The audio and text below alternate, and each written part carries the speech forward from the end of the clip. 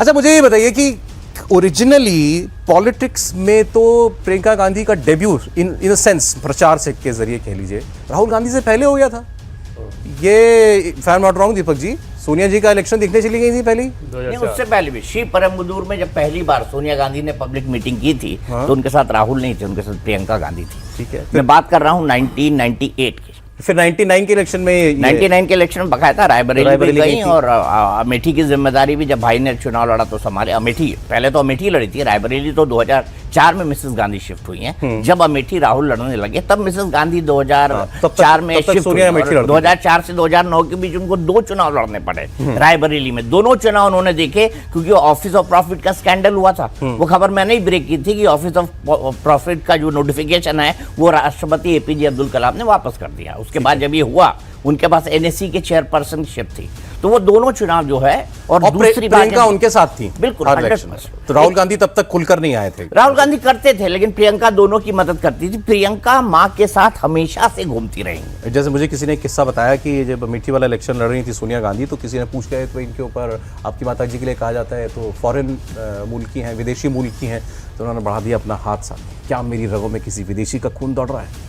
ये भी स्टाइल होता है बोलने का। जैसे अभी मंगलसूत्र वाली बात पर बोल दिया, प्रधानमंत्री ने मंगलसूत्र को जोड़ा कि संपत्ति ले लेंगे, मंगलसूत्र ले लेंगे, तो मेरी माँ का मंगलसूत्र कुर्बान हुआ है देश पर। ये मतलब आपको चाहिए, ये फायर चाहिए, ये डायलॉग चाहिए, ये आपको तभी तो मजा आता है प्रचार में। ये सब कुछ इनके अंदर है। बाकी आप तो नॉर्मल हो गया कि भाई इंदिरा जी से इनकी शक्ल मिलती है, हाव भाव इनके वैसे हैं, भाव में ऐसी हैं। सवाल मेरा ये पेज क्या वो एडवर्टाइजमेंट छपे इस बारे में तो अब अगर वो इतनी पॉलिटिकली सावी हैं, एक्टिव हैं, पहले से अपनी राहुल भाई से पहले जाकर के कैंपेनिंग वगैरह में चली गई, आज तक चुनाव क्यों नहीं लड़ी है?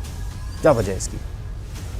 देखिए, आप लोगों ने बात की 1998, 1999, लेकिन प्रियंका गांधी सक्रिय पॉलिटिक्स में आई हैं 2019 में, फरवरी के महीने में, जब उन्हें पहली बार पार्टी का जनरल सेक्रेटरी बना के और आधे उत्तर प्रदेश का प्रभार दिया गया। पहली बार जो उनकी एक्टिव पॉलिटिक्स में एंट्री हुई है वो 2019 में हुई है। अब उम्मीद थी कि सोनिया गांधी के राज्यसभा जाने के बाद अब वो इलेक्ट्रल पॉलिटिक्स में भी आएंगी, लेकिन चर्चा चल रही है। मैं लगभग पार्टी के सभी जो भी लोग सिस्टम में उनसे बात कर चुका हूँ, किसी को अंदेशा नहीं है कि होने क्या वाला है अभी तक।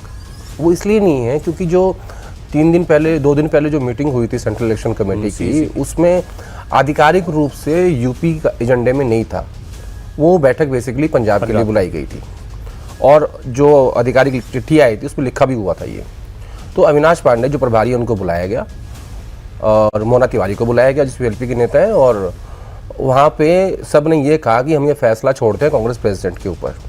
जाहिर है कि क्योंकि कांग्रेस प्रेसिडेंट है और आपको प्रोटोकॉल निभाने पड़ते हैं, लेकिन सही मायने में ये फैसला गांधी परिवार के ऊपर छोड़ा हुआ है कि आप क्या फैसला करेंगे।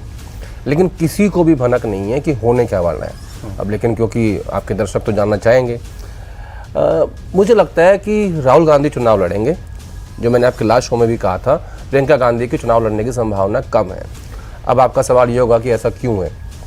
दरअसल संगठन महासचिव केसी वेणुगोपाल केरला चुनाव लड़ने चले गए, राहुल गांधी वायनाड से लड़ रहे थे।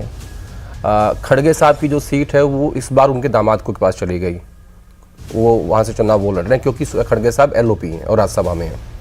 तो प्रियंका गांधी बेसिकली क्या है, crisis management Priyanka Gandhi party का देखती हैं पहले से पहले से। ओके।